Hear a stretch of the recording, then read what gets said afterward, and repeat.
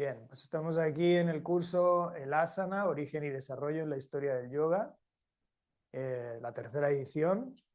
Este es un curso que nace pues, a raíz de ciertos interrogantes que surgen en mí, ¿no? A partir del estudio más profundo, más riguroso de las tradiciones del yoga, de la historia del yoga, donde pues me voy encontrando y voy descubriendo que el uso y el entendimiento de asana no ha sido siempre el mismo, ¿no? Como pues suele, ¿no? Hay una tendencia en la actualidad a ver retrospectivamente hacia atrás y proyectar hacia atrás la forma en la que hoy practicamos y concebimos asana, ¿no? Como la idea de las posturas de yoga en un salón de yoga, en las secuencias de yoga, en el tapete, y creemos y proyectamos hacia el pasado que siempre fue así, que siempre se concibió de esa forma el asana, pero pues lo que me propongo en este curso es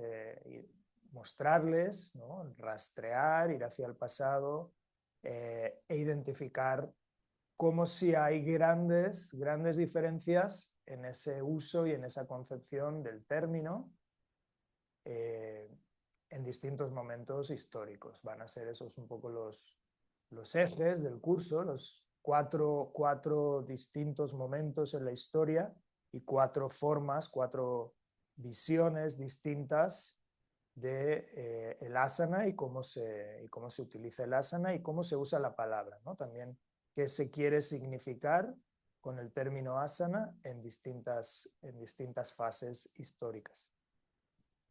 Entonces vamos allá, vamos a empezar con la etimología.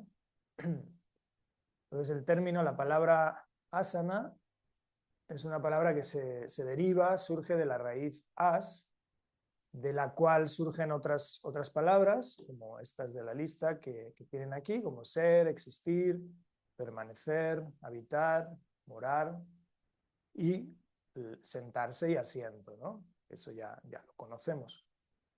Eso en un primer momento, sentarse y asiento pues como un asiento literal, o sea, un objeto donde sentarse y el acto simple de sentarse.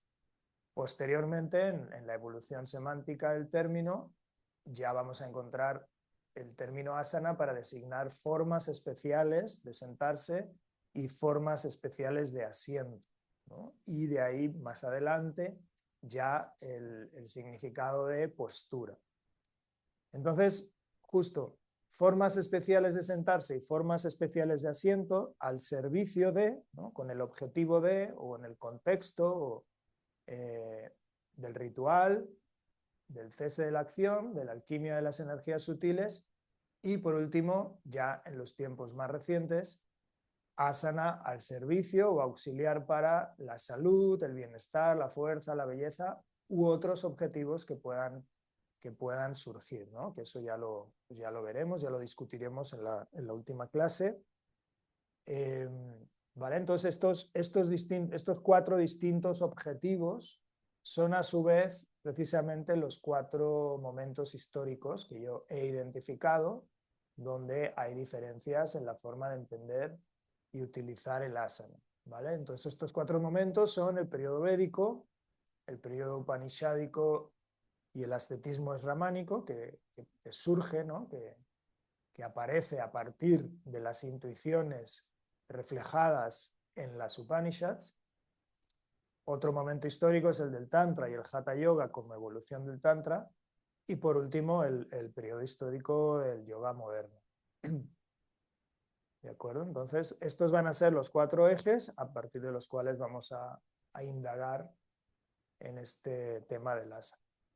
Entonces, recapitulando, asiento o asana especial en un contexto ritual, es el primer uso que encontramos del término asana como asiento especial, asiento especial o postura para el cese de la acción. Vamos un momento aquí atrás para entender esto un poco más a detalle.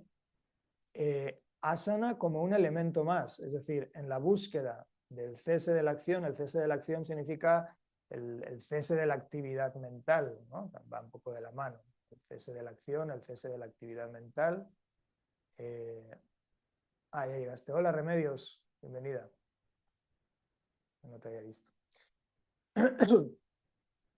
Este es el objetivo, ¿no?, que surge en el periodo upanishádico, con el surgimiento del ascetismo, de los sramanas, ¿sí? Ahora, en este momento histórico, lo que se busca es la liberación mediante el cese absoluto, la inmovilidad completa del cuerpo, de la acción, del moverse, del actuar, para no generar más karma, y por lo tanto de la mente, ¿no? Porque cuerpo y mente ya sabemos que finalmente son uno mismo, ¿no? Son distintos grados de sutilidad de una misma unidad. Entonces, en este contexto, asana es uno más de los elementos necesarios para ese logro del cese de la acción o del cese de la actividad mental, junto con otros elementos como son las austeridades, el tapas, ¿no?, el calor interno, las restricciones, pranayama, el control respiratorio, el control y la purificación mental, lo que posteriormente Patanjali pues también sistematizará, ¿no?, como pratyahara, dharana, etcétera, ¿no? Toda una serie de elementos que juntos pueden ayudar en esa consecución del cese de la acción, el cese de la actividad mental y por ende la liberación, tal y como se entiende en este momento histórico. Y después está este otro momento histórico donde encontramos una nueva soteriología y un nuevo uso del asana como elemento, junto con pranayama, mudra, bandha y otros, destinados a generar una serie de alquimias, reacciones, mezclas de energías sutiles que produzcan ciertos cambios en la conciencia y por ende también la liberación tal y como se entiende en este contexto.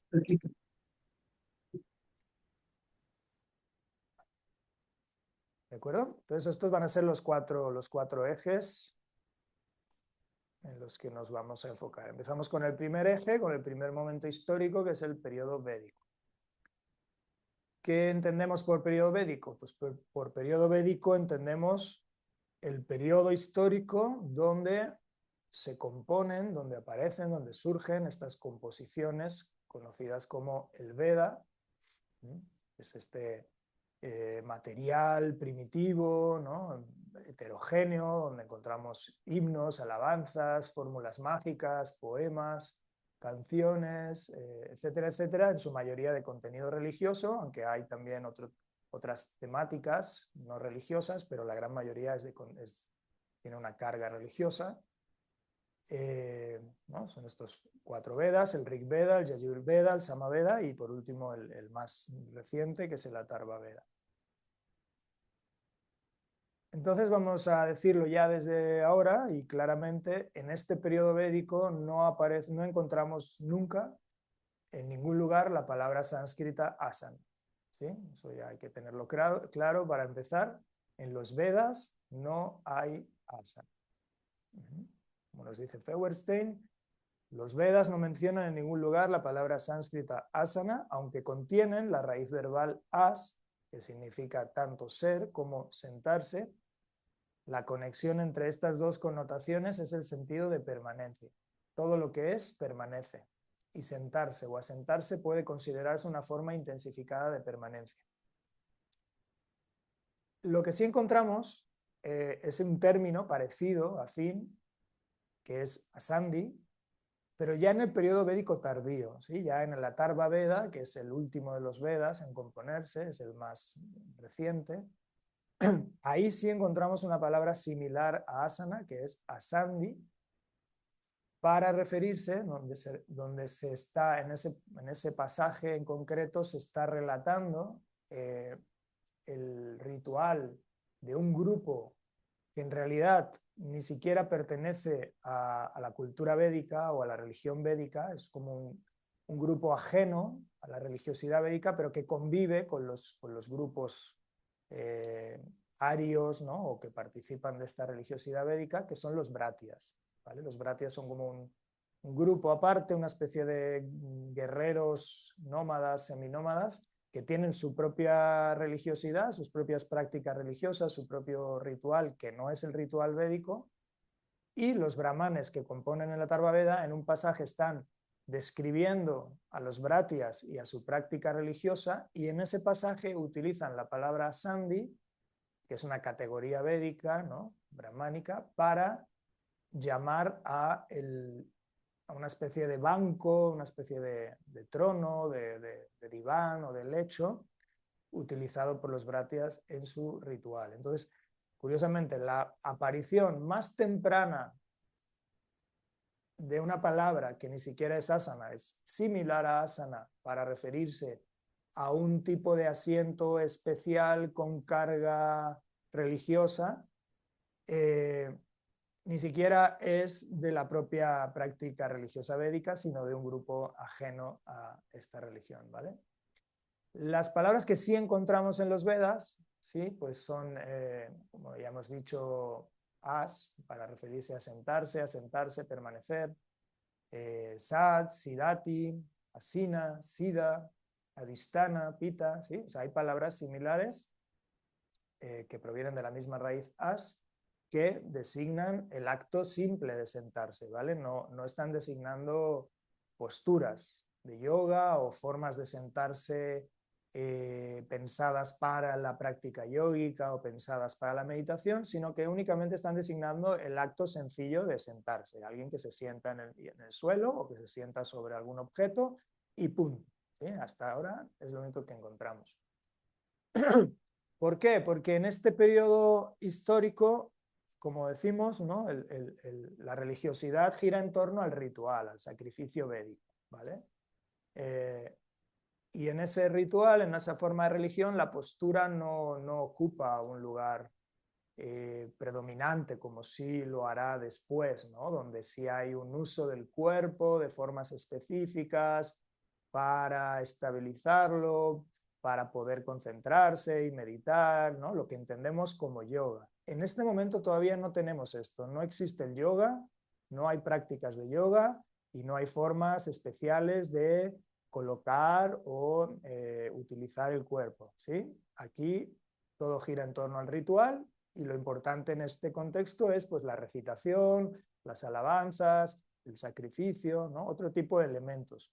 El sentarse pues no se dan especificaciones, no encontramos instrucciones o especificaciones sobre formas especiales de sentarse porque no es importante, o sea, simplemente pues sí, se da por sentado, valga la redundancia, ¿no? Es obvio que las personas que participan de los rituales se sientan para participar del ritual, pero se sientan y punto, no es importante la forma en la que se sienten, ¿no? No se dan especificaciones de si se tienen que sentar con las piernas cruzadas o extendidas, ¿sí?, o poniendo un pie encima del muslo o debajo, eso no importa, ¿no?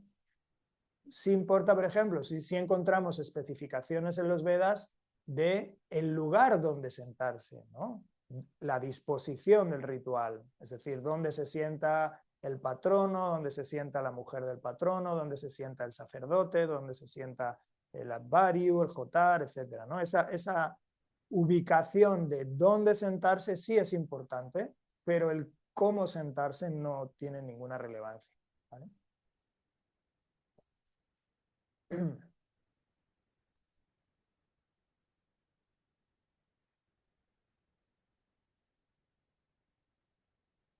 Vamos a leer este pasaje un poco para adentrarnos, ¿no?, para familiarizarnos con este ritual védico, para hacernos una idea, ¿no?, de cómo era la práctica religiosa en este momento histórico.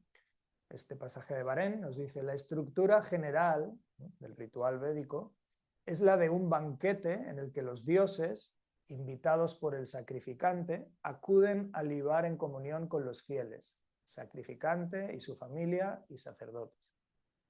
A libar el elixir de la inmortalidad, conocido como el soma, y a comer la carne de los animales inmolados durante la ceremonia. Se escoge, limita y consagra un terreno apropiado para el sacrificio. En él se instalan los 3 fuegos, el dominical, el ofertorio, donde se vierten las oblaciones, el meridional, Daksina, llamado así porque está destinado a proteger de las influencias nefastas que se supone proceden del sur, a veces se requieren fuegos auxiliares. Entre los fuegos se dispone el altar, ligera excavación en la que se deposita una alfombra de hierbas que servirá de litera a los dioses. El número de oficiantes es muy variable. Los más importantes y los únicos estrictamente necesarios son el oferente, llamado Jotar, que vierte la oblación y recita los mantras del Rig Veda, el acólito, el advarium, encargado de las manipulaciones, y sobre todo el brahman, que dirige y supervisa la ejecución de la ceremonia, corrigiendo los errores si los hubiere. Por eso lleva el nombre de médico del sacrificio. El que fuera el más importante de todos los ejecutores lo prueba el hecho de que recibía la mitad del total de los honorarios rituales, repartiéndose los demás sacerdotes la otra mitad. ¿Vale? Esto era un clásico ritual védico, esta era la disposición, que estaba, como digo, muy bien especificada, donde estaba el altar, donde iba el advario, donde iba el jotar, ¿sí? el brahman, el patrono, los distintos fuegos. Bueno, esto estamos hablando de un ritual védico de los grandes, ¿no? De los antiguos, que eran rituales muy elaborados, muy costosos, a veces duraban hasta días, había distintos fuegos, había distintos sacerdotes, ¿sí? Esto con el paso de los siglos se fue reduciendo y quedó en lo que conocemos hoy como el ritual védico doméstico, ¿no? Que es mucho más sencillo, oficiado por un solo brahman, ¿no? unos pequeños artilugios, ¿no? Y no son tan costosos y elaborados, pero antiguamente sí lo eran. Entonces, bueno, pues el lugar del asana aquí, como digo, pues no hay lugar para tal concepción de una postura yógica, ¿no? En esta práctica religiosa. Pero, como hemos dicho, si encontramos en el periodo védico tardío una palabra muy similar a asana, que es asandhi, es decir, aquí encontramos la primera vez, o sea, la primera idea de un asiento especial, un asiento, un objeto donde sentarse con carga religiosa, ¿sí? Y a este asiento se lo nombra como asandhi. Esta es la primera ocurrencia de la descripción de un asiento físico, un objeto donde sentarse especial, ¿sí? Con carga religiosa, con carga sí, religiosa.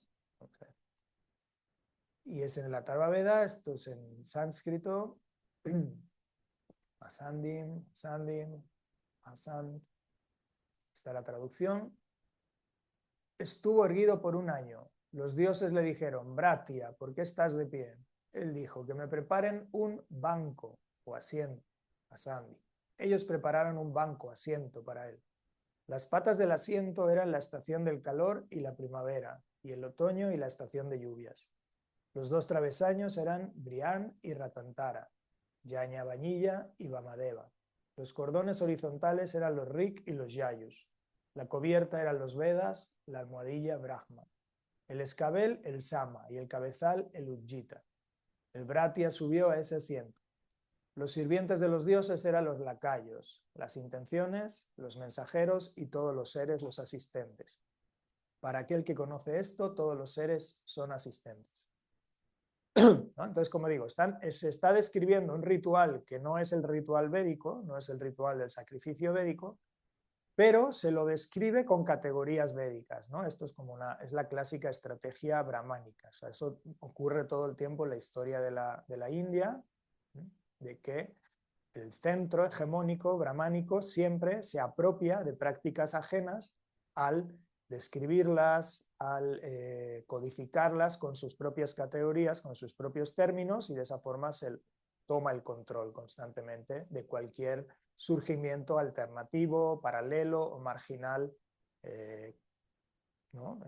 Religioso, ¿no? Entonces aquí es un primer ejemplo de esta estrategia de brahmanización de una práctica religiosa que primeramente es ajena al brahmanismo védico.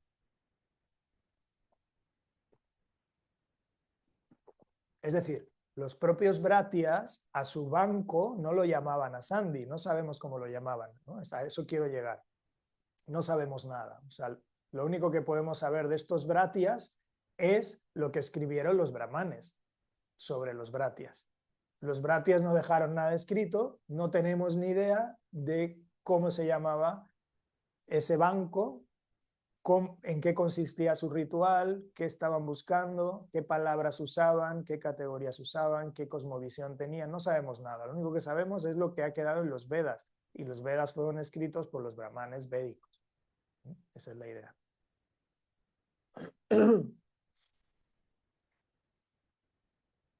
Entonces, esta misma palabra la vamos a encontrar después, ¿no? Ya en el propio periodo upanishádico, con el surgimiento de las Upanishads, vamos a seguir encontrando el término asandi para referirse a asientos, ¿no? A divanes, a lechos, como en este pasaje, ¿no? Donde se relata, se habla de este diván de Amitaujas, la amada de Manas. Igual aquí en la Taittiriya Upanishad ofrece asiento, Tesam Vyaya Asane. ¿Sí? Aquí ni siquiera es un asiento especial, ¿vale? Aquí es asana como palabra para significar un asiento, simple, un lugar donde sentarse. Como si fuera asana, como si fuera un sinónimo de silla, ¿no? De silla, de banco, y ya, punto. Igual, ¿no? El rey le dio un asiento, hizo que le trajeran agua y hizo la ofrenda reverencial.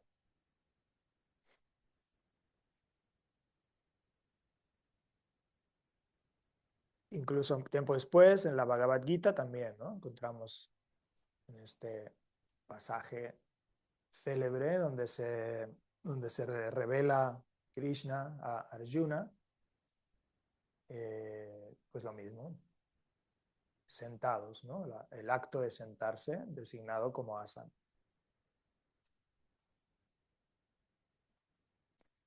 Bien, vamos con el siguiente periodo, el upanishádico y el surgimiento del ascetismo.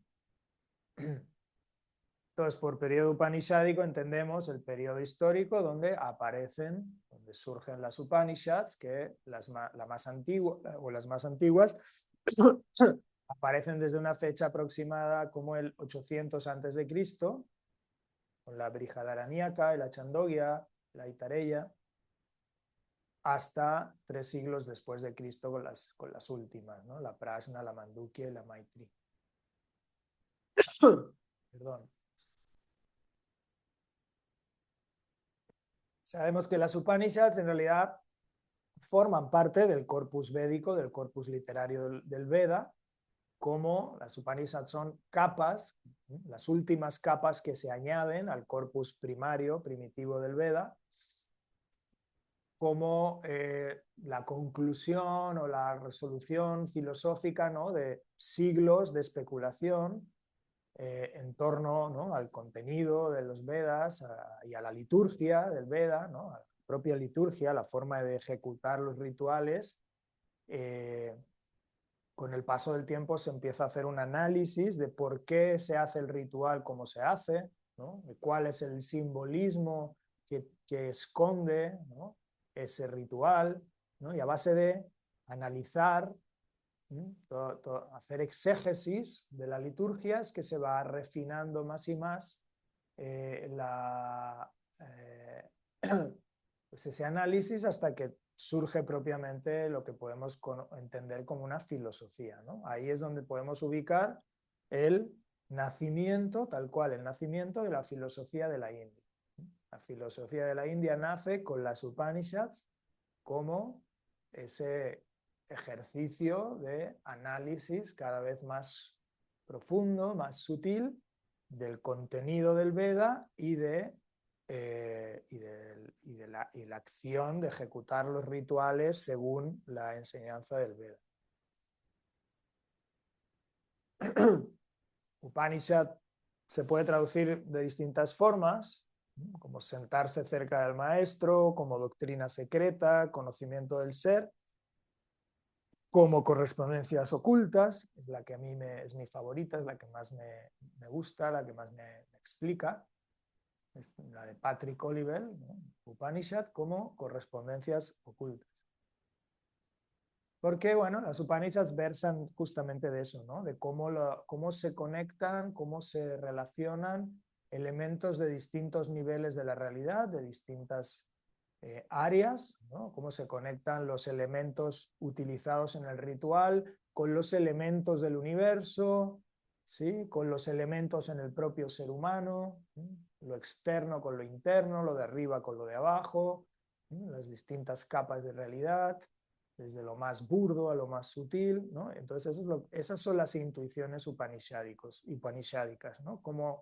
Cómo hay todas esas relaciones y conexiones ocultas o no tan evidentes a simple vista, que llevan finalmente a la intuición más importante que aportan las Upanishads y que son la piedra angular sobre la que van a desarrollarse las distintas escuelas filosóficas posteriores, que es la intuición de lo uno, la intuición de Ekam, la intuición de Brahman, es decir, que al final toda la multiplicidad del universo, ¿sí? Proviene o se origina de un principio único, ¿sí? Llamado en la tradición brahmánica como Brahman, ¿de acuerdo? Es esto, ¿de qué hablan las Upanishads? Pues de esto, ¿no? De la existencia de un principio supremo, fundamento y origen de todo cuanto existe, llamado Brahman en el plano cósmico y Atman en el plano individual. Y además la intuición de que el Atman individual, es decir, la esencia del ser humano, la chispa divina que habita en cada ser humano, y el Brahman universal y cósmico son uno y el mismo. No hay separación. Las Upanishads también nos hablan de cuál es la naturaleza de este principio supremo, de cómo puede ser trascendente e inmanente, y la relación de este principio con todo lo demás, con el universo, con el ser humano, con los animales, los dioses, y la relación entre todos ellos. Y por último, y esto es muy importante, ¿no?, para lo que sigue, el resultado de conocer o desconocer los tres puntos anteriores. Es decir, si uno conoce, descubre su esencia como Brahman, como Atman, se libera, alcanza la eternidad. Si no lo descubre, si sigue en la ignorancia de su propia naturaleza, si sigue identificado con su cuerpo, mente, con su instrumento psicofísico, pues sigue entonces renaciendo una y otra vez en el samsara. Sigue alimentando el karma y por lo tanto la transmigración, el renacimiento, sigue atrapado en la rueda de la transmigración, ¿vale? Esto es muy importante porque esto es lo que va a determinar todo este siguiente periodo, ¿no? Una nueva soteriología, una nueva búsqueda, unos nuevos ideales, y de hecho es lo que va a inaugurar el nacimiento del yoga como tal. Va a ser en este periodo donde va a aparecer el yoga, porque como ya hemos visto en el periodo anterior, en el periodo védico, no encontramos yoga por ningún lado. Lo que encontramos es un ritual, ¿no?, donde se hacen una serie de ofrendas y de sacrificios buscando afirmar la vida, renacer en planos superiores, más placenteros, más sutiles, pero finalmente seguir en el mundo y seguir en la vida. Y en cambio, en este siguiente periodo en el que nos vamos a adentrar ahora, lo que se busca es radicalmente lo opuesto, es liberarse de una vez por todas del mundo, de la vida, ¿no? Ya no volver a la vida nunca más.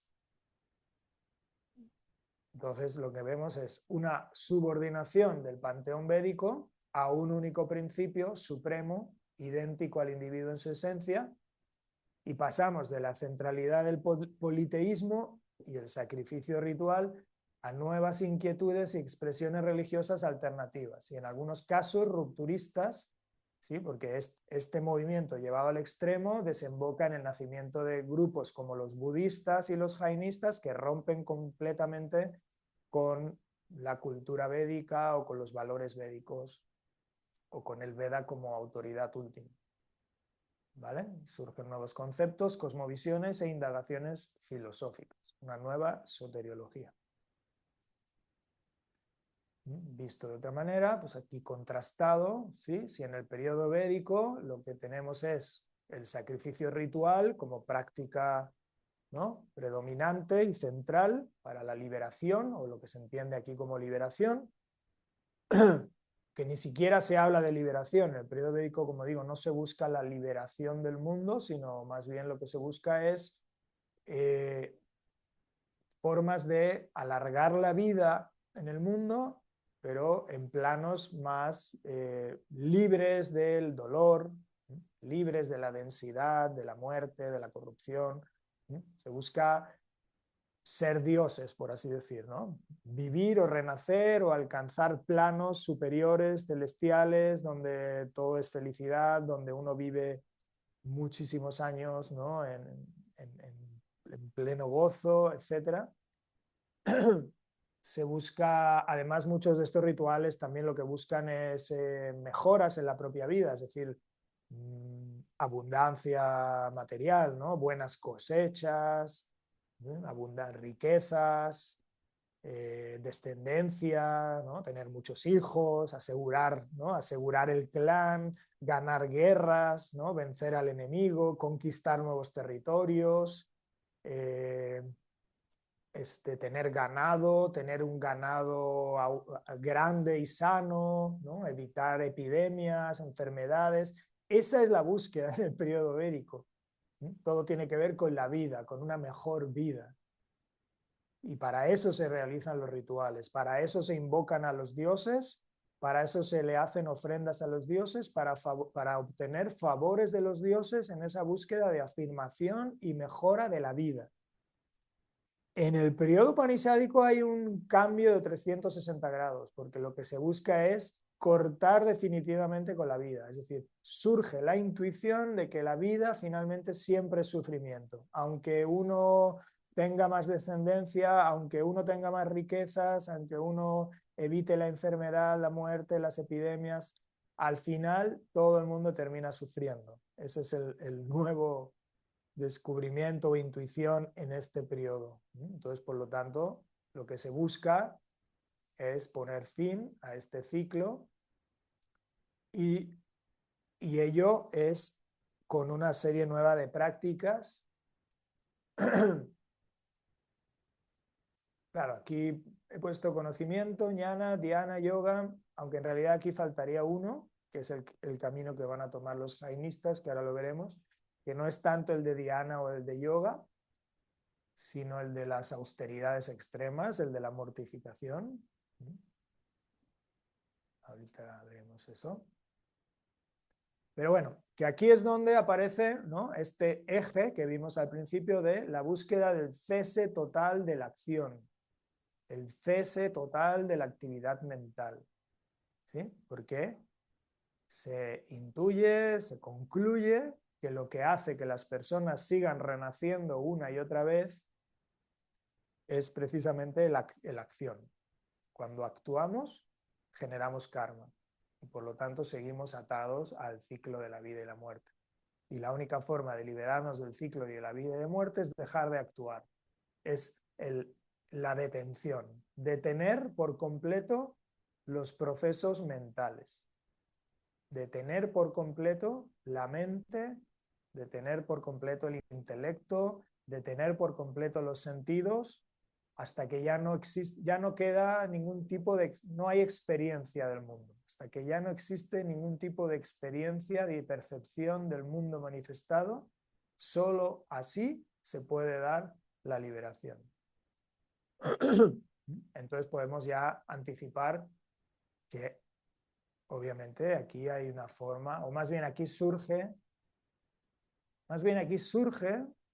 el camino de explorar el cuerpo y la mente en esa búsqueda, ¿no? Cómo manipular, cómo experimentar con los procesos psicofísicos para generar algún tipo de cambio en esos procesos.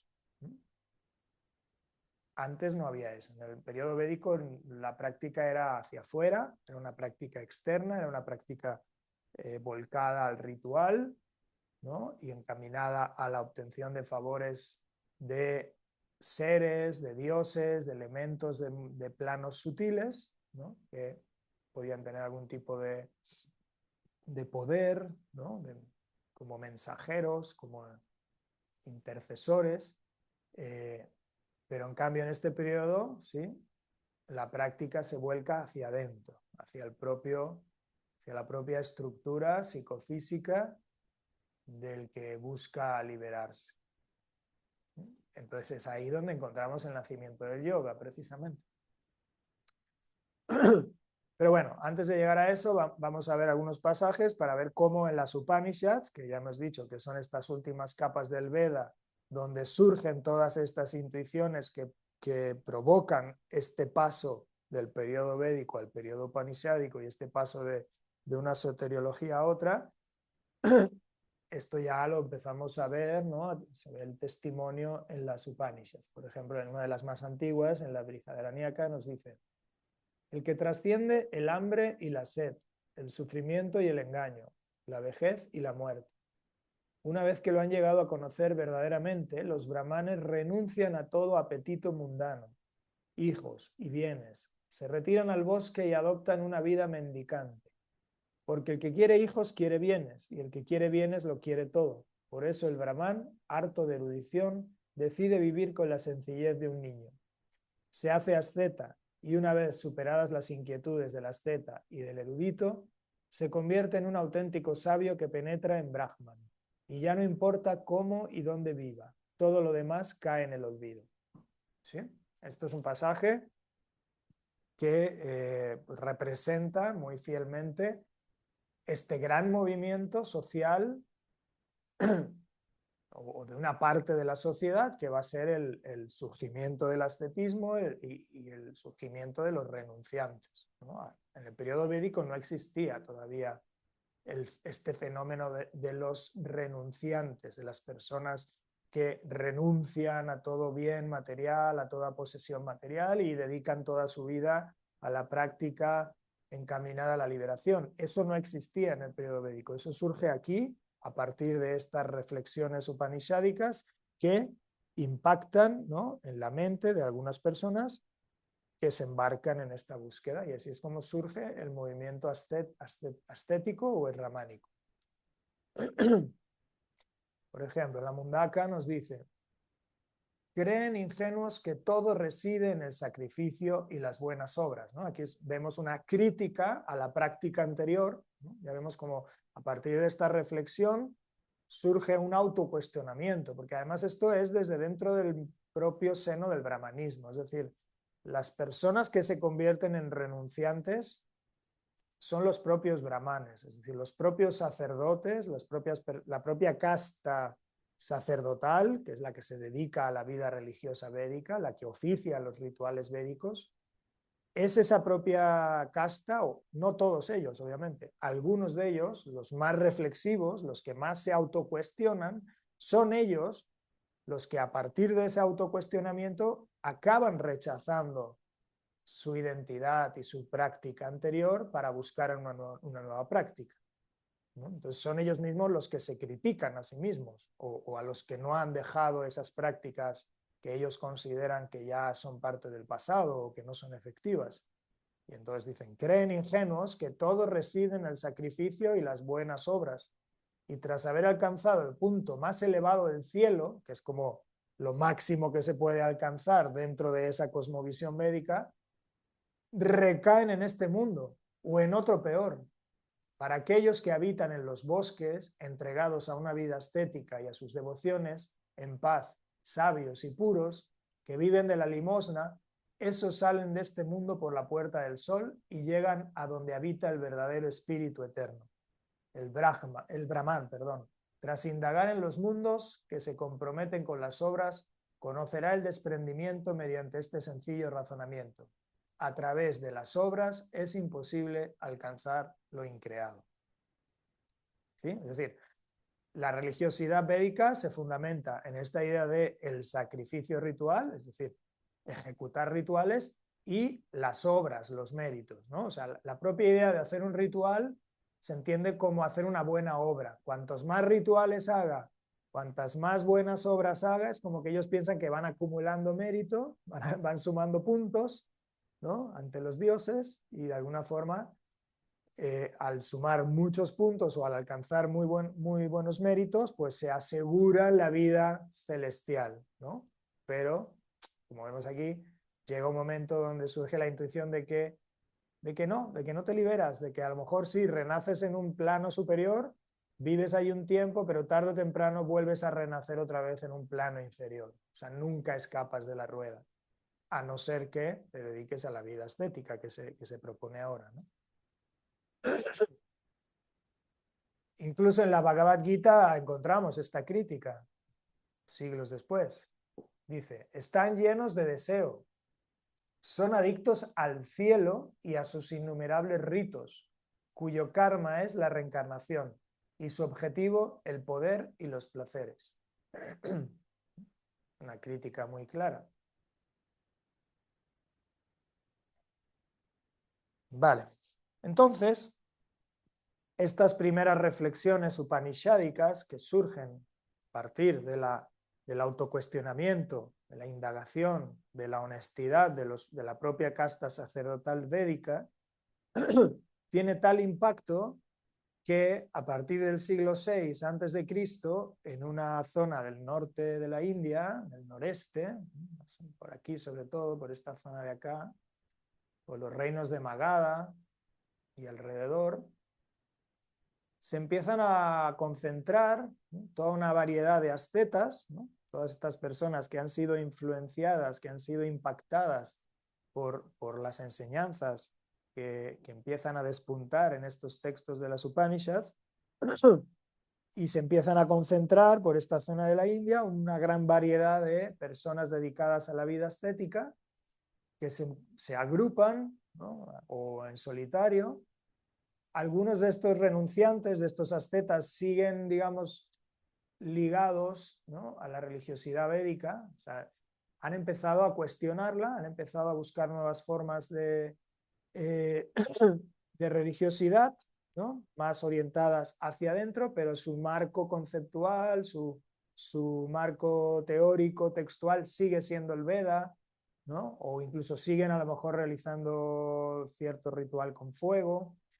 Hay como distintos grados de ruptura, ¿vale?, con la antigua forma de religiosidad, y en ese continuo de estar más cerca o más lejos de la autoridad védica es que encontramos o podemos dividir a estos grupos en dos grandes grupos: los renunciantes brahmánicos y los renunciantes no brahmánicos, ¿sí? Es decir, los brahmánicos serían aquellos ascetas y renunciantes que todavía siguen considerando el Veda como la autoridad, ¿sí?, que todavía siguen ligados más o menos a las prácticas védicas.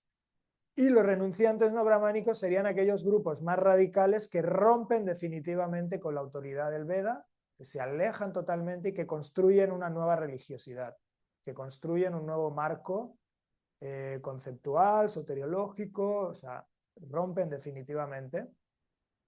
Bueno, hasta donde se puede romper definitivamente, porque al final todo esto no deja de ser una gran cultura, ¿no? Más allá de la religiosidad, pues todo esto también es una cultura de la que es imposible sustraerse, ¿no? O sea, esta cultura permea y abarca pues toda la India o todo el norte de la India en este momento, y por más que uno cuestione la religión, no se puede sustraer por completo de su cultura, ¿sí me explico? O sea, hay cosas que uno las tiene tan integradas, ¿no?, que ni siquiera es consciente, ¿no? Entonces, o sea, de alguna forma, todos los grupos ascéticos, todos los grupos de renunciantes se construyen a sí mismos en relación al Veda, ya sea por adhesión o ya sea por confrontación, ¿sí? Pero siempre es una relación, ahí siempre hay una relación. No surgen en un vacío, no surgen en otro lado que no tiene nada que ver con lo védico, sino que surgen a partir de el diálogo o el debate o la discusión o la confrontación, ¿no? Pero de alguna forma todo está relacionado.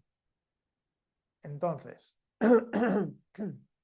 estos son distintos nombres de estos renunciantes, ¿no? Los Vanaprastins, los Paribrajakas, los Samnyasins, Disapokis, Caracas, Bobayas, Pandurangas, Yatilas, todos estos son los brahmánicos, y los no brahmánicos, Bhikshus, Tapasas, Yogins, Samnyasins también, desligados, los Nirgrantas, que son los que posteriormente serán conocidos como jainistas, los sadhus excelentes, los silenciosos munis, los menenudos kesins, etc.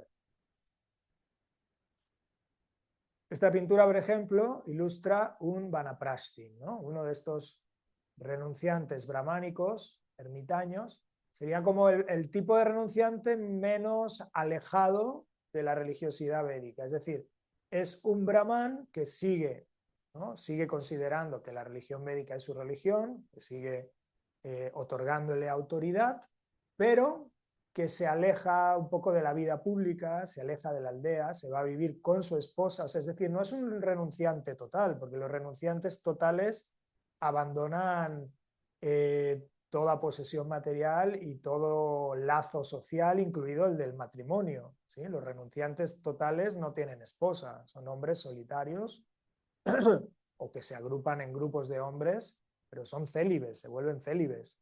Entonces el vanaprastin es un semi-renunciante, ¿sí? No abandona del todo su vida social, pero sí en parte, porque ya se va del pueblo, se va de la aldea, se va a vivir solo con su esposa al bosque, sigue realizando el ritual del fuego, pero ya no le da tanta importancia al sacrificio, ¿no? A que tengo que agarrar una vaca, o tengo que agarrar un cordero y lo tengo que inmolar y tengo que hacer así, tengo que hacer así, sino que empieza a hacer prácticas más internas, más de contemplación en la búsqueda de Brahman. ¿Sí? ¿Ven la diferencia? ¿Vale? Entonces, pues eso, surgen todo un grupo toda una variedad de grupos de practicantes, solitarios, en pequeños grupos, en grandes grupos, que han continuado hasta la actualidad. Es decir, aquí es donde surgen históricamente, es el primer momento histórico donde aparecen, pero ya a partir de aquí es algo que va a quedarse para siempre. Es decir, hoy en la actualidad siguen habiendo grupos ascéticos, célibes, de hombres agrupados que renuncian a la vida social totalmente, ¿cierto? O sea, eso sigue existiendo. Y hay, como hemos comentado, ¿no? Hay algunos de estos grupos muy orientados a prácticas muy extremas, muy mortificantes, que en esta búsqueda de la liberación del mundo, de la liberación del karma, toman vías muy extremas, muy austeras.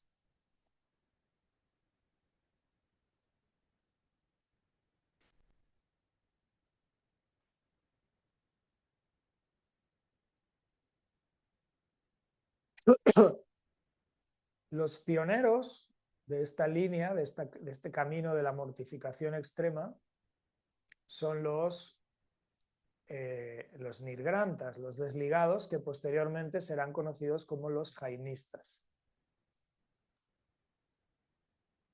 Bueno, antes de pasar a los jainistas, aquí un texto, un pasaje del Yoga Yajnavalkya, donde describe a este semi-renunciante, el Vanaprastin, el que se retira, ¿no? Con su mujer, pero que sigue cercano al corpus védico y a las prácticas védicas. Dice, el habitante del bosque, el Vanaprastha, debe realizar los ritos de sacrificio en el fuego de acuerdo con los mandatos védicos y morar con o sin su esposa en un lugar remoto, en un bosque que tenga fruta, tubérculos y agua. ¿Sí? Se especifica que sí debe de seguir realizando el sacrificio del fuego. Pero en cambio, los sramanas es otra forma de hablar de los renunciantes no brahmánicos. ¿Eh? Renunciantes. Este grupo de los no brahmánicos, los que rompen definitivamente con las prácticas védicas, se conocen como sramanas. que se traduce como los que se esfuerzan.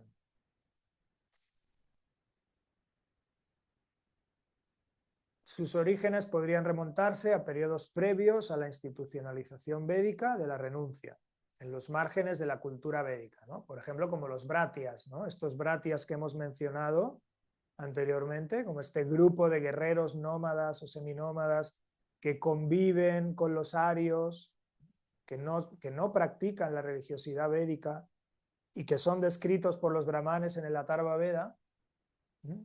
Hay quien los quiere considerar o los quiere ver como proto-esramanas o incluso como prototántricos, porque se dice que en su ritual hay acto sexual, ¿no? Hay consumo de sustancias, entonces hay quien quiere ver ahí como los orígenes del tantra, pero bueno, todo eso siempre son temas como oscuros, hay poca información, mucha especulación, no sabemos mucho.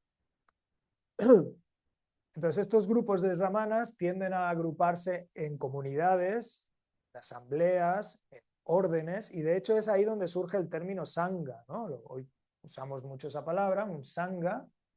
Es con los brahmanas que nace el sangha.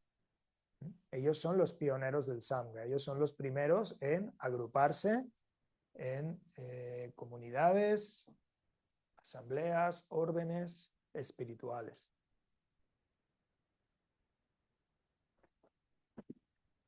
Es decir, ellos inauguran el monacato, incluso, ¿no? Antes de que la religión cristiana sea muy habitual, la idea de monjes en un monasterio dedicados a la vida contemplativa, eso surge con los brahmanas en la India. Ellos son los primeros, ellos inauguran, ¿no? la figura, la idea del monacato.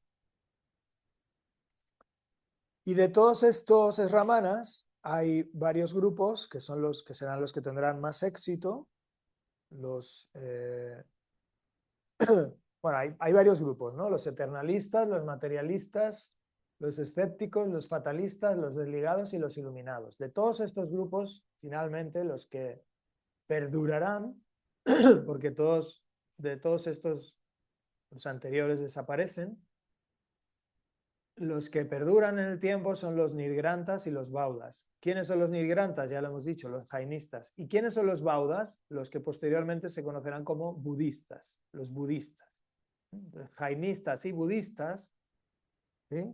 Se convierten en dos religiones que siguen existiendo a día de hoy, nacen aquí en este momento histórico como grupos de brahmanas, como grupos de renunciantes no brahmánicos que rompen con el Veda, que rompen con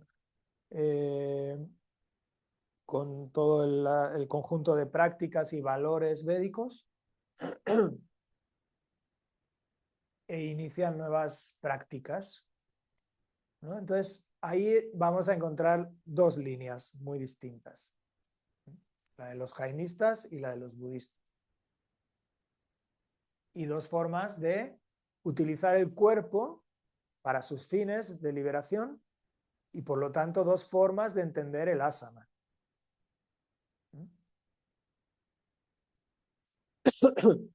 Todos estos grupos de renunciantes, ya sean brahmánicos o no brahmánicos, coinciden, todos ellos coinciden en la búsqueda de la liberación del samsara mediante la práctica de tapas o de dhyana en distintas proporciones, es decir, de prácticas con el cuerpo y con la mente, ¿sí? Pero como en dos líneas, ¿no? Distintas, ¿no? La línea de tapas es la línea de la mortificación, la línea de las austeridades extremas, y la línea de dhyana es la línea de la meditación, la línea de la contemplación, ¿vale? Son dos estrategias distintas para un mismo objetivo, que es la liberación del samsara, inspirados por estas intuiciones que aparecen en las Upanishads. Como sea, todos ellos comparten las mismas premisas. ¿Cuáles son estas premisas? La existencia de una entidad más allá de la persona, que se puede concebir como espíritu, ya sea que se nombre como Atman, o como Purusha, o como Jiva, o que se conciba como conciencia, ya sea que se nombre como Vijnana o Caitanya, o ya sea que se conciba como vacuidad, traducido como sunyata, o budeidad, traducido como budadhatu, o como mente pura, vishuddhi, etcétera, ¿vale? O sea, son distintos nombres para una idea similar, que es la de algo que está más allá de lo evidente, algo que está más allá de la estructura psicofísica, más allá del cuerpo, más allá del ego, ¿sí? Más allá de la identidad egoica o del personaje, ¿no? Hay mil formas de llamar a eso que entendemos como nuestra forma de estar en el mundo, nuestra identidad, nuestra forma de demostrarnos lo evidente, lo tangible, pero todos estos renunciantes tienen la intuición o comparten la premisa de que en realidad somos algo más que eso, en la profundidad o en la esencia o más allá de las apariencias, en realidad somos otra cosa, ¿cierto? No somos eso con lo que estamos identificados. Y todos ellos comparten la idea de que precisamente el no saber que somos algo más allá de lo que creemos ser es la causa de la atadura al mundo y por lo tanto la causa del sufrimiento. Sufrimos porque ignoramos.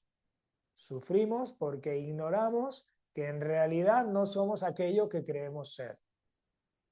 Eso lo comparten todos estos renunciantes.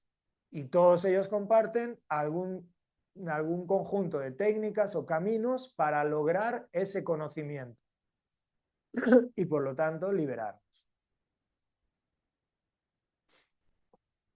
Todos ellos comparten la idea de que para lograrlo hay que esforzarse. Por eso los herramanas son los que se esfuerzan, ¿sí? Porque únicamente es por el propio esfuerzo es que se puede dar ese conocimiento. Es decir, abandonan la idea del periodo védico de que la liberación o el objetivo se puede lograr pidiéndole favores a los dioses. ¿Sí? Aquí ya no se le pide favores a los dioses. Aquí se entiende que únicamente uno se libera por el propio esfuerzo personal. Si no te esfuerzas, no te liberas, por más que invoques a los dioses.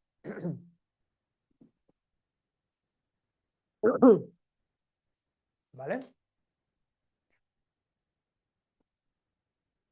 Por ejemplo, en la Katha Upanishad, se considera que es la primera definición de yoga de la historia, es la primera vez que encontramos una definición de qué es yoga, la encontramos en la Katha Upanishad en el siglo III antes de Cristo. ¿No? Ahí es donde está este famoso pasaje que dice: cuando se han detenido la mente y los 5 sentidos y ni siquiera se agita el intelecto, se alcanza el estado más alto. Eso es el yoga. ¿Sí? Esta es la primera vez que se define qué es el yoga.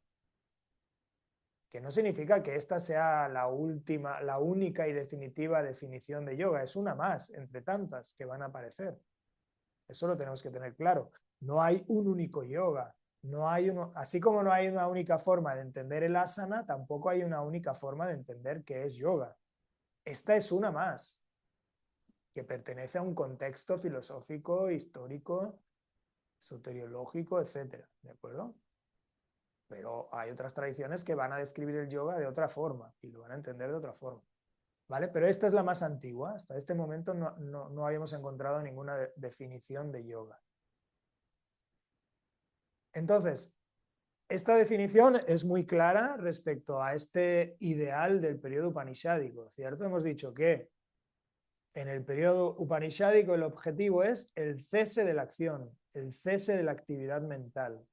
Aquí nos lo dice muy claro. Yoga es cuando se detiene la mente y los 5 sentidos y ni siquiera se agita el intelecto. Aquí siempre hay mucha confusión porque en nuestra forma actual de entender el yoga y de entender las enseñanzas de yoga, por ejemplo, los sutras del Yoga Sutra o las Upanishads, o cada vez que leemos algo como hay que detener la mente o hay que detener los sentidos, pensamos que se trata de ese estado que todos más o menos hemos sentido alguna vez, de que nos sentamos, ¿no?, calmadamente a observar nuestra respiración y nuestra mente se calma, ¿cierto?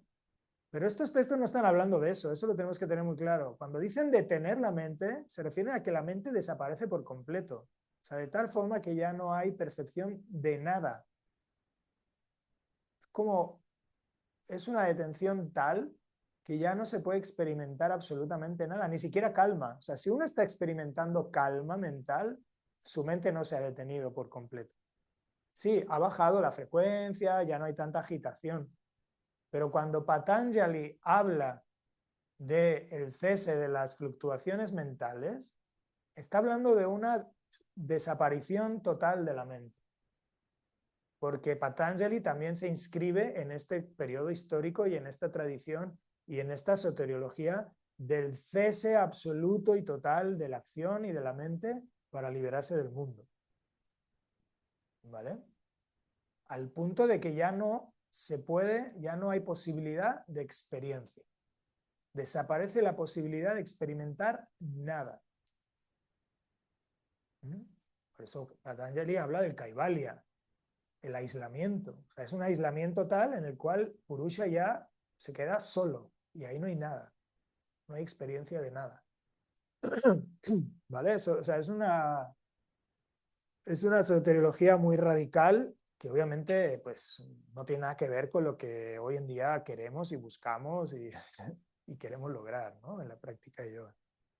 Porque hoy en día pues, nadie quiere renunciar a la vida en el mundo. Nadie se puede permitir el lujo hoy en día de llegar a un estado tal de cese de la mente que ya luego no pueda hacer nada en su vida. No pueda ni sumar 2 más 2. ¿Sí me explico? Porque tenemos que hacer muchas cosas, tenemos que atender muchas demandas, tenemos que pagar facturas, tenemos que salir a la calle, tenemos que trabajar, tenemos que pensar, tenemos que hacer muchísimas cosas. No nos podríamos dar el lujo de dedicarnos a una práctica meditativa de cese de la mente y de la acción al punto de que ya no pudiéramos operar en la vida del mundo. ¿Se entiende? Esta gente en ese momento histórico sí están buscando eso. Sí están buscando llegar a un nivel en el que ya no hay retorno, ya no hay marcha atrás, ya no hay más vida en el mundo. Porque ellos consideran que la vida en el mundo es siempre sufrimiento.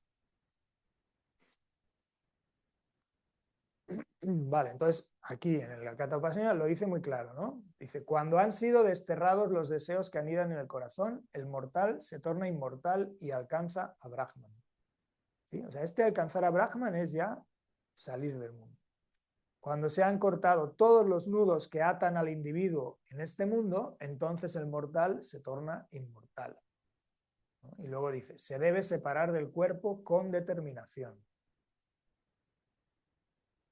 Y en este se debe separar del cuerpo con determinación, lo decimos una vez más, hay como 2 formas de entenderlo, 2 formas de operar, 2 líneas que están muy bien representadas por sus pioneros, que son los jainistas y los budistas. ¿Cómo separarse del cuerpo? ¿Cómo lograr ese cese absoluto de la actividad mental? En las 4 nobles verdades del Buda, ¿no? Estas 4 nobles verdades fundacionales del budismo, la primera nos dice tal cual, la existencia implica dukkha, ¿no? La existencia es sufrimiento. O sea, existir implica sufrir dolor, aflicción, fricción, alienación, frustración, desazón, etc. La causa del sufrimiento es trishna, ¿no? La sed, el deseo, la codicia, el ansia, la avidez. La posibilidad de la cesación. Buda utiliza la palabra cesación, nirodha, igual que Patanjali. Patanjali también utiliza la palabra nirodha, ¿cierto? Cesación. Y el camino para lograrlo, ¿no? Buda propone un camino óctuple, igual que Patanjali, óctuple, de 8 pasos. Por ejemplo, en este texto budista, en el gran sermón sobre la aniquilación del deseo, el Majjhima Nikaya, ¿no? Esto es el budismo temprano, los primeros textos del budismo. Dice, con el cesar y desapasionamiento completo de la ignorancia, cesan las composiciones mentales. Al cesar las composiciones mentales, cesa la conciencia. Al cesar la conciencia, cesa el organismo psicofísico. Al cesar el organismo psicofísico, cesan las 6 esferas de los sentidos. Al cesar las 6 esferas de los sentidos, cesa el contacto. Al cesar el contacto, cesa la sensación. Al cesar la sensación, cesa el deseo. Al cesar el deseo, cesa el apego. Al cesar el apego, cesa el devenir. Al cesar el devenir, cesa el nacer. Al cesar el nacer, cesa el envejecer, el morir, la pena, el lamento, el dolor, la aflicción y la tribulación. He aquí el cesar de todo este montón de sufrimiento. Vean cómo la visión en este momento histórico es esa. El mundo es sufrimiento. Y la única forma de escapar del sufrimiento es hacer que cesen por completo todas las actividades mentales y físicas del organismo.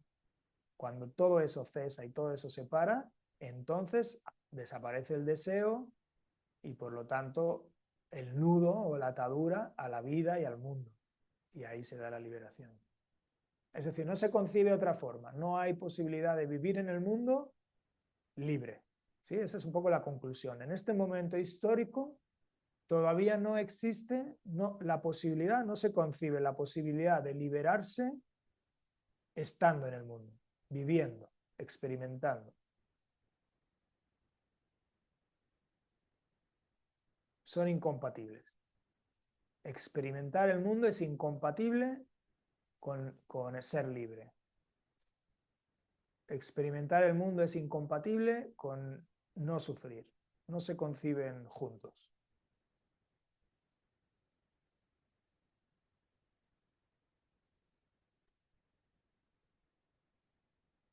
¿Vale? Estas 4 nobles verdades luego Patanjali las reformula a su manera, porque sabemos que el budismo influye muchísimo, muchísimo a Patanjali, ¿vale? En su ideación y sistematización del Yoga Sutra hay muchísimo budismo, ¿no? Y lo que hace Patanjali, ¿no?, es decir algo muy similar a lo que dice Buda, pero con otras palabras, con otros términos, ¿no? Pero Patanjali también nos dice la existencia implica dukkha, la causa de dukkha es avidya, ¿no? En vez de decirnos Patanjali que la causa del sufrimiento es el deseo, Patanjali nos dice que es la ignorancia, pero bueno, van de la mano, o sea, el sufrimiento se produce por la ignorancia, o sea, es lo mismo. Es como un eslabón posterior, pero de una misma cadena causal. Y Patanjali también nos dice, la posibilidad de la curación consiste en el aislamiento de la conciencia. Kaivalya. ¿Sí? O sea, Buda nos decía que la posibilidad de la cesación es, nos dice la posibilidad de la cesación de Trishna, del deseo, y Patanjali nos dice la posibilidad de la curación consistente en el aislamiento de la conciencia. Y Patanjali también nos propone un camino para lograrlo, así como Buda nos propone el óctuple sendero, Patanjali nos propone erradicar la falsa identificación entre la mente y la conciencia a través de la visión intelectiva. Viveka Kyati. Bueno, esto es Yoga Sutra, esto es otro tema. ¿No? Aquí en esta parte del Yoga Sutra, en estos aforismos es donde encontramos todo esto. Y donde, pues sí, en el 228 nos dice, gracias a la práctica de los miembros del yoga se produce la destrucción de las impurezas y surge el resplandor del conocimiento que se prolonga hasta la aparición de la intelección discriminativa. ¿Sí? Es decir, a través de la práctica de la Ashtanga de Patanjali, de los 8 pasos de Patanjali, se logra la intelección discriminativa, que es lo que logra erradicar la falsa identificación entre la mente y la conciencia. Es esto de que hablábamos antes de las premisas básicas que todos los renunciantes comparten.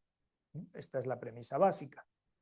Estamos identificados a la mente, al ego, al yo somático, pero en realidad somos algo más allá de las apariencias. Cuando surge ese conocimiento, esa visión intelectiva de que somos algo más allá de lo que estamos identificados, se produce el aislamiento, en el caso de Patanjali, la liberación, o la cesación del deseo, en el caso de Buda, y por lo tanto la liberación del sufrimiento. ¿Vale? Son distintas formas de hablar de lo mismo. Vale. Entonces, volviendo a los Ramanas y a los Nirgrantas, que después serán conocidos como los jainistas, para ilustrar estas 2 líneas que va a tomar el movimiento esramánico, Estas dos líneas en cuanto a cómo se explora el cuerpo, cómo se explora la interioridad psicofísica, los procesos psicofísicos, cómo se exploran en esa búsqueda, ¿no?, de la liberación, en esa búsqueda del conocimiento, en esa búsqueda de la liberación del karma, del samsara, etc. Dos líneas muy marcadas en esa exploración del cuerpo y de la mente, y por lo tanto de lo que va a ser el asana, ¿no?, lo que va a ser cómo adoptar posturas con el cuerpo encaminadas a estos objetivos. Entonces, los jainistas, los nirgrantas, que son los pioneros de los yamas y niyamas que va a sistematizar Patanjali, ¿sí? Los jainistas son los innovadores, son los que más énfasis dan a los valores éticos, ¿no? Todo el camino jainista se fundamenta en ahimsa, en satya, en asteya, en brahmacharya, en aparigraha. Y esto es lo que después va a tomar Patanjali.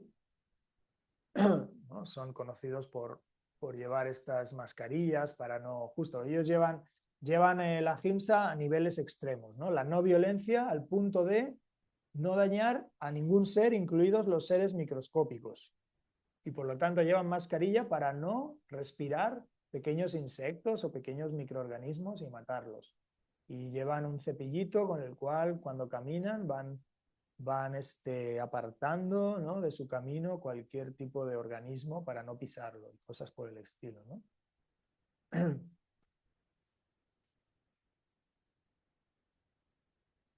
Estos jainistas son descritos tempranamente en las incursiones de Alejandro Magno, ¿no?, de sus empresas militares a la India, por ahí del siglo VI a.C. Bueno, no por Alejandro Magno directamente, pero por sus enviados. Y ellos se encuentran con estos jainistas y los llaman gimnosofistas. Es el nombre que le dan los griegos a los jainistas cuando se los encuentran. Y entonces en algunas de estas crónicas de los griegos dice: 15 hombres de pie, en diferentes posturas, sentados o acostados desnudos, permanecieron en estas posiciones hasta la tarde y luego regresaron a la ciudad. Lo más difícil de soportar era el calor del sol, que era tan fuerte que nadie más podría soportar sin dolor caminar sobre el suelo a mediodía con los pies descalzos.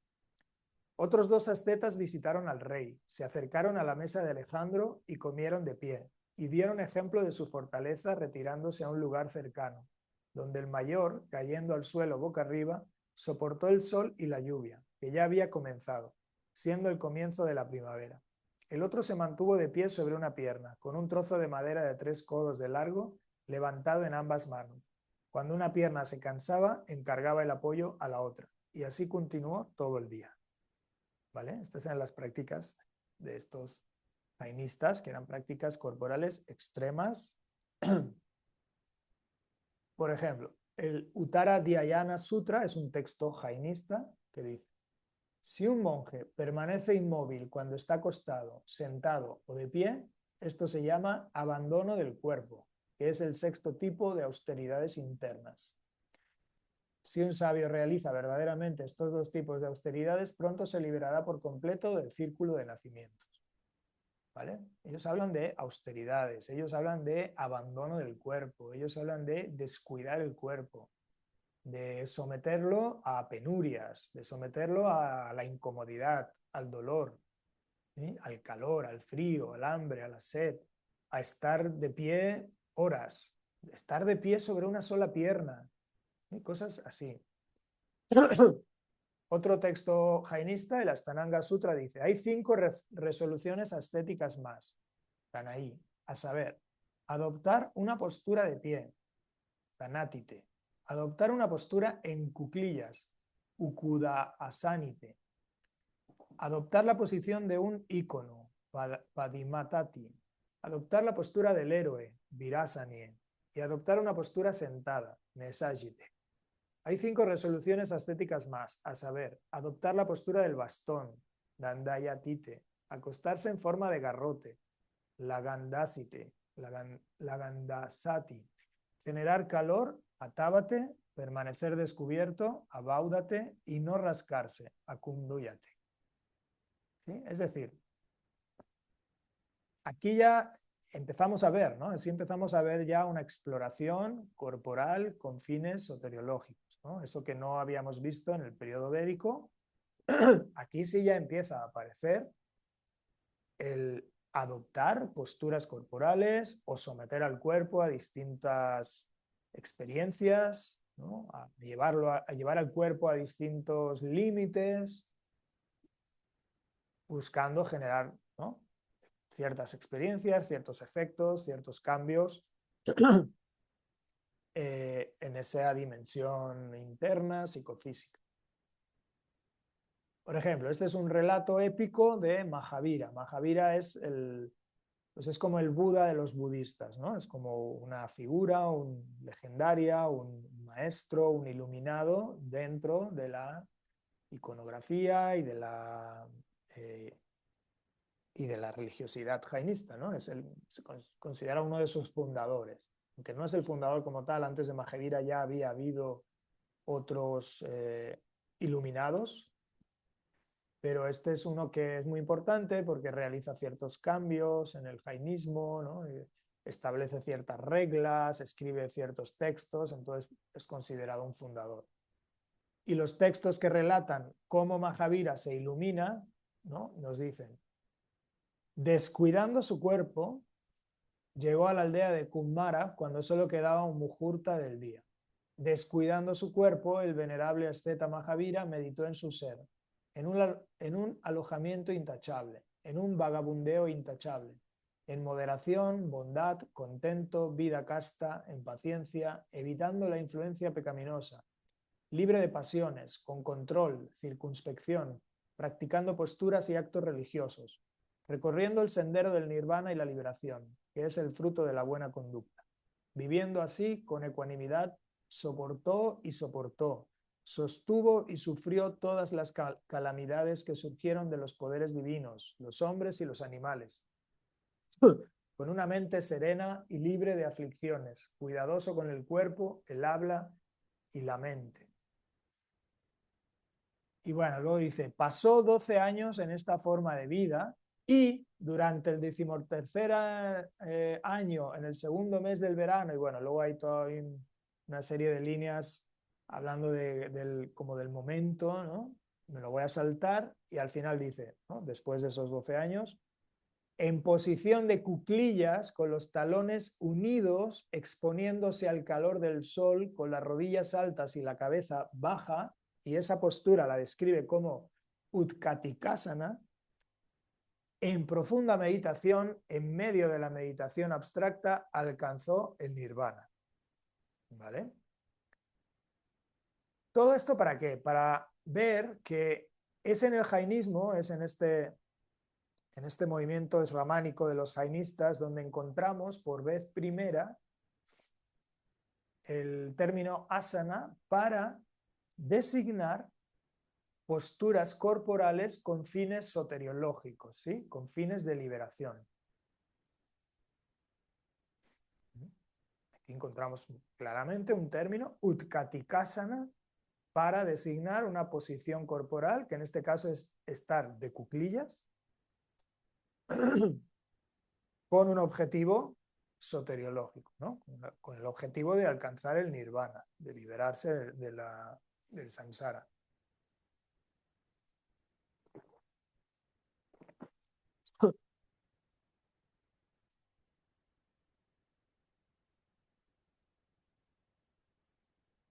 Y bueno, los jainistas son tan extremos que incluso describen prácticas de suicidio. O sea, de llevar esto tan al extremo de directamente dejar el mundo ya por la vía rápida. Y es el ritual, ellos lo llaman el ritual de Salekana. Entonces, el Akaranga Sutra también define 3 formas de Samadhi Marana. El Bhakta Pratyakyana, el Ignita Marana y el Pada Popagamana. En el primer tipo de Samadhi Marana, Es decir, Samadhi Marana es alcanzar el Samadhi por la vía del suicidio. O sea, es como todo de una vez, ¿no? O sea, es la práctica ascética extrema, ¿no? De ir desprendiéndose del cuerpo a través de someter al cuerpo a austeridades extremas, al punto de que ya te suicidas. Ya es como el desprendimiento definitivo. Entonces dice, en el primer tipo, la persona que desea realizar el voto debe elegir un lugar aislado donde pueda acostarse sobre un lecho de paja sin mover sus miembros y abstenerse de comer y beber. Es decir, es suicidio por ayuno, por no comer. Debe soportar todas las dificultades que puedan sobrevenirle hasta su muerte. Debe afrontar la muerte con ecuanimidad. El segundo tipo de Samadhi Marana, el Ignita Marana, es una forma de muerte más exaltada y está destinada a un monje bien controlado e instruido. Según este procedimiento, la persona debe acostarse en el suelo desnudo y soportar todo el dolor. Puede mover sus miembros, caminar, sentarse o permanecer de pie, pero no debe consumir ningún alimento. Debe afrontar la muerte con calma. El tercer tipo de Samadhi Marana, el Pada Upagamana, es el más difícil, ya que requiere que la persona se mantenga erguida como un árbol sin comer ni beber hasta la muerte. Imagínense, quedarse de pie hasta morir. Imagínense la dificultad. Estos tres tipos de Samadhi Marana, ¿vale? O sea, imagínense el nivel de extremismo de los jainistas. Y bueno, ellos son los pioneros. A partir de aquí, en la India han surgido otras corrientes posteriormente también muy extremas, ¿no? Que han realizado también todo tipo de austeridades, de mortificaciones, ¿no? Como estos individuos que están aquí rodeados de fuegos, bajo el sol, ¿no? O sea, se exponen a un calor extremo. Estas prácticas de atrofia del cuerpo, o sea, de levantar un brazo y no bajarlo nunca más hasta que se queda petrificado, se queda atrofiado. Este tipo está rodeado de fuego y además en la cabeza tiene ahí más fuego, tiene brasas en su cabeza.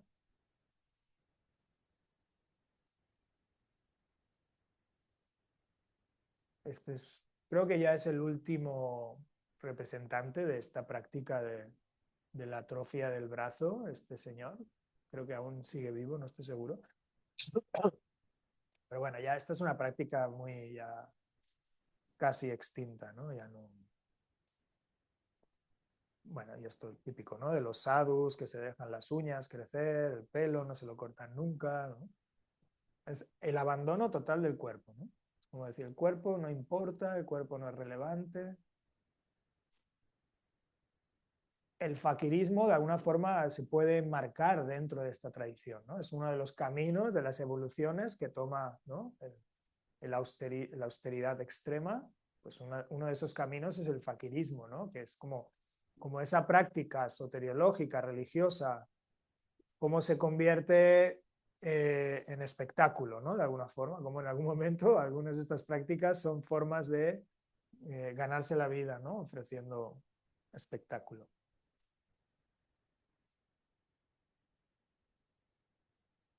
Te hace un parado de cabeza, rodeado de fuego. Vale, entonces, aquí lo que tiene que quedar claro es que, vale, sí, con los jainistas es donde aparece por primera vez el uso de la palabra asana para describir, para definir prácticas con el cuerpo encaminadas a la liberación, pero que no nos confunda, no son prácticas yógicas. ¿Sí? En realidad no podemos decir que en el jainismo es donde aparece por primera vez la palabra asana para describir una postura yógica o una postura meditativa. ¿Por qué? Porque lo que hemos visto con los jainistas no son prácticas yógicas, no son lo que entendemos como yoga. No son prácticas contemplativas, no son prácticas de atención, son prácticas de mortificación. Lo que buscan los jainistas es someter al cuerpo, desgastar al cuerpo, asfixiarlo, aplastarlo, llevarlo a límites extenuantes, es como cansar al cuerpo, es como una batalla contra el cuerpo, es como una batalla entre la voluntad y el cuerpo, hasta el punto de que el cuerpo se rinde, hasta el punto de que el cuerpo se atrofia incluso, ya hemos visto que es llevar el cuerpo incluso a la atrofia, mortificarlo para generar la purificación. Ellos entienden que de esa forma secan y queman el karma, ¿no? Porque además en la cosmovisión jainista hay una concepción muy particular del karma. Ellos tienen una idea del karma muy peculiar y única que nadie más comparte, de que el karma es tal cual físico, es algo material. Ellos creen y conciben que el karma son partículas físicas adheridas al alma. Ellos creen que el alma individual, el jiva, tiene como una costra de karma, concebido como una especie de partículas sutiles. Entonces ellos cuando realizan estas prácticas de mortificación, ellos creen que están quemando esas partículas, están quemando ese karma para que el alma finalmente se pueda desprender del cuerpo y se pueda liberar hacia la eternidad. ¿Se entiende? Entonces, ellos no están buscando poner al cuerpo en posturas que ayuden a estabilizar la atención, la concentración, la contemplación, para generar dhyana, ¿no? Dharana, dhyana y finalmente samadhi. No, no, no, no. Ellos no están buscando eso. No ese es el camino de los jainistas.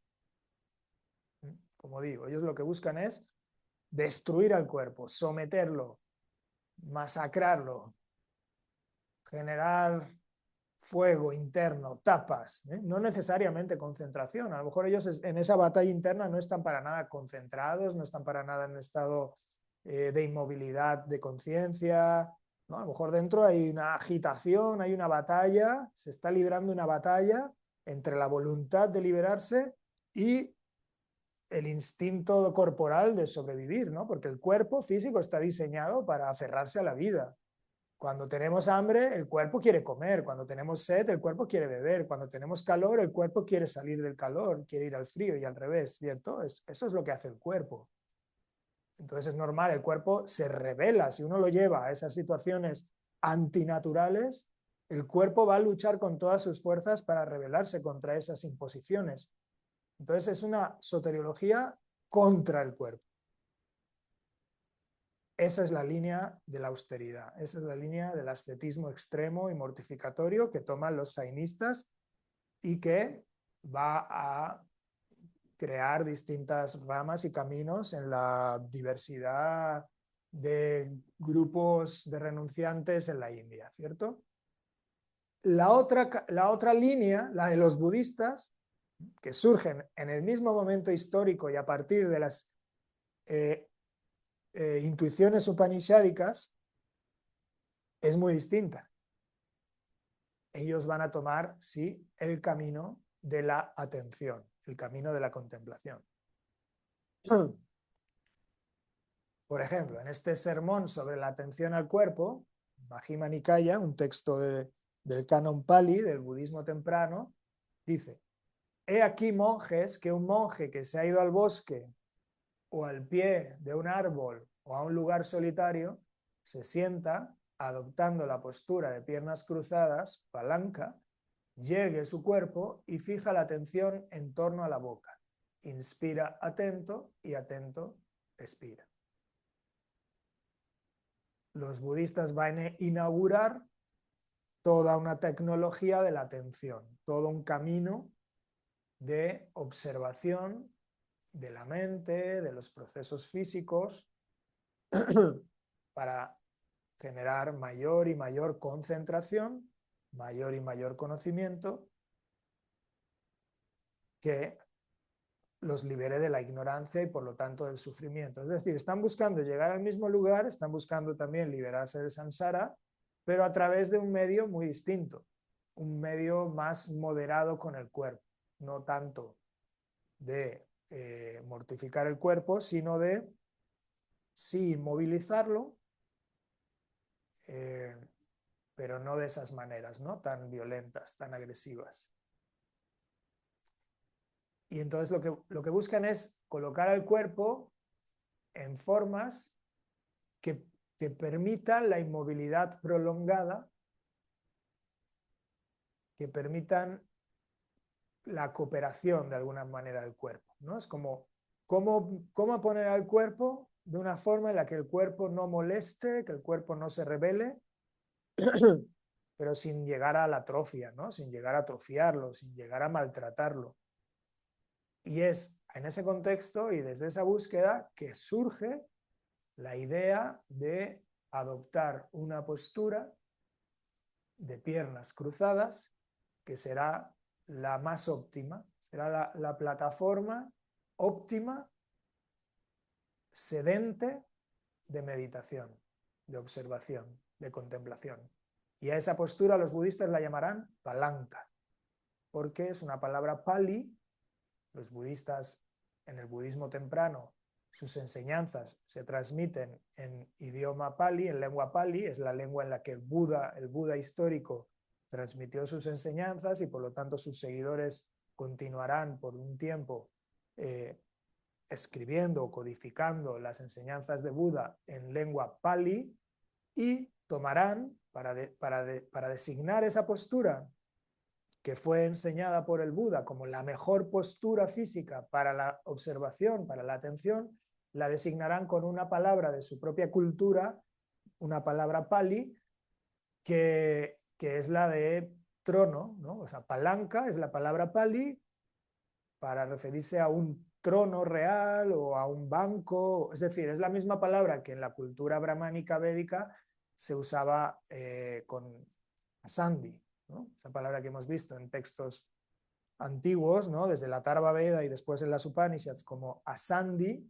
para referirse a un banco, a un lecho, a un asiento. Los budistas primeramente utilizarán la palabra palanca, ¿no? La postura de piernas cruzadas.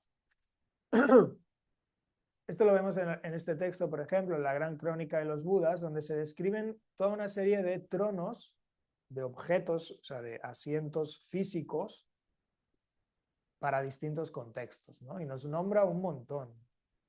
Por ejemplo, Sihasana Palanca, el trono hecho de madera de yamane con figuras de leones en la base y colocado en el salón principal del palacio, bla, bla, bla. Hamsasana Palanca, el trono hecho de madera de Tingan, con es decir, toda una serie de tronos para distintos lugares, para distintas actividades, para distintas personas. Bueno, nada más lo incluí aquí para que vean que es una palabra, ¿no? Que tiene mucha riqueza, ¿no? O sea, ha sido utilizada largamente en esta cultura para referirse a un asiento especial, a un trono, que otorga cierto estatus, etc. Entonces es comprensible que posteriormente, cuando surge toda esta tecnología de la meditación en el contexto budista, se tome esta palabra para significar el acto de sentarse para la meditación.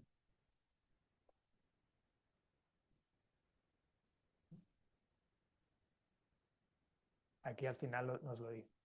El tipo de asiento donde todos los bodhisattvas se sentaban con las piernas cruzadas con una firme determinación, resolviendo: nunca me levantaré de este lugar hasta que alcance el conocimiento del camino hacia el estado del arahant y la omnisciencia.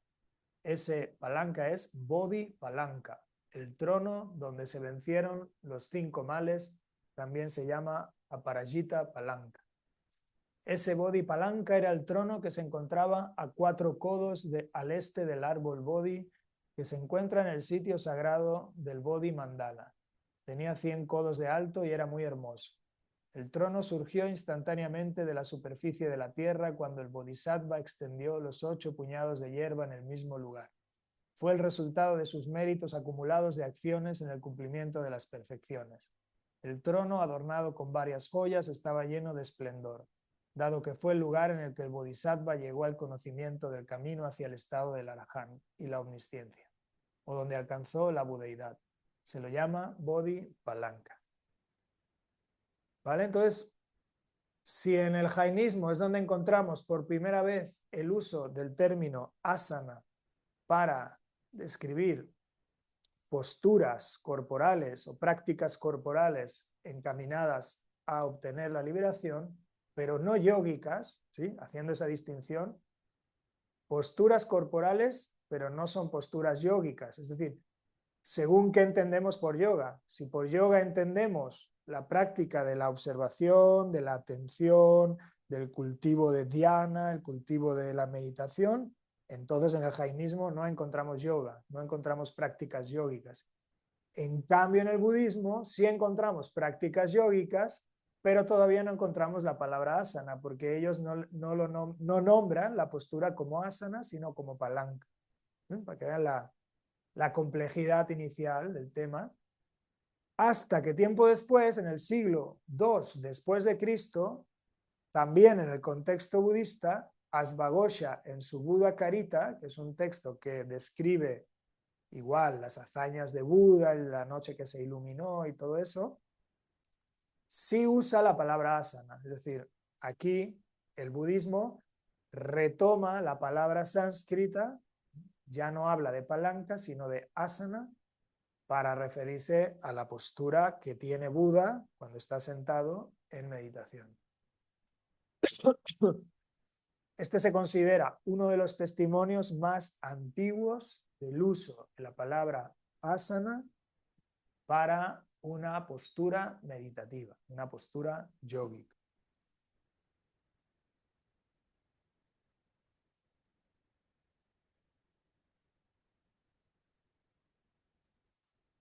Vale. Y más o menos en esa época, también un testimonio muy antiguo es el de la Bhagavad Gita, en 6, 11, 12, donde encontramos este pasaje que dice: estableciendo para sí un asiento, asana, firme en un lugar puro, ni demasiado elevado ni demasiado bajo, cubierto con tela, piel y hierba kusha. Allí, tras hacer la mente unidireccional y controlar las funciones del pensamiento y de los sentidos, sentándose en ese asiento, asana, que practique el yoga para la purificación del sí mismo. ¿Sí? Este también es uno de los testimonios más antiguos donde encontramos la palabra asana para describir un asiento. Lo que pasa es que aquí no hay mucha más, o sea, no se da ninguna especificación de cómo es este asiento en cuanto a postura corporal. Solo nos dice estableciendo para sí un asiento firme. En cambio, en la tradición budista sí hay una descripción sistemática y hay una sistematización de la postura corporal para la meditación, donde sí se detalla claramente que es una postura con las piernas cruzadas, que es la postura que posteriormente será nombrada como Padmasana, la postura del loto. ¿Sí? O sea, el palanca, la postura palanca del budismo temprano, posteriormente será nombrada como Padmasana.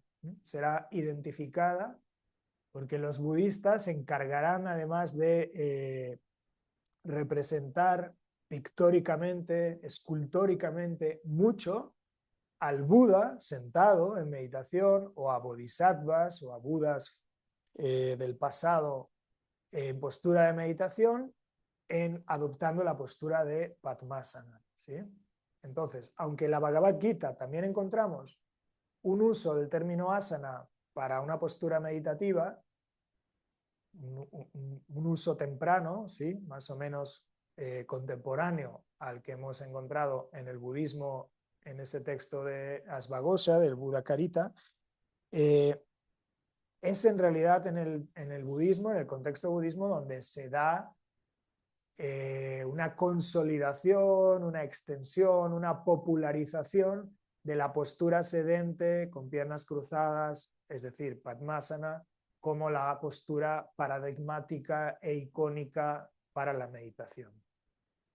Ellos son los responsables o los pioneros en ese sentido. No significa que ellos hayan inventado esa postura, ¿sí? Eso también hay que tenerlo claro. No es que los budistas hayan inventado la postura con piernas cruzadas para meditar. Esa postura ya existía, pero ellos son los primeros en nombrarla, describirla, representarla pictóricamente, escultóricamente, ¿vale? Ellos son. los encargados de extender y consolidar el uso de esa postura como la mejor postura, la más óptima, la más paradigmática, la más icónica a la hora de la práctica meditativa. Muy bien, pues lo vamos a dejar aquí.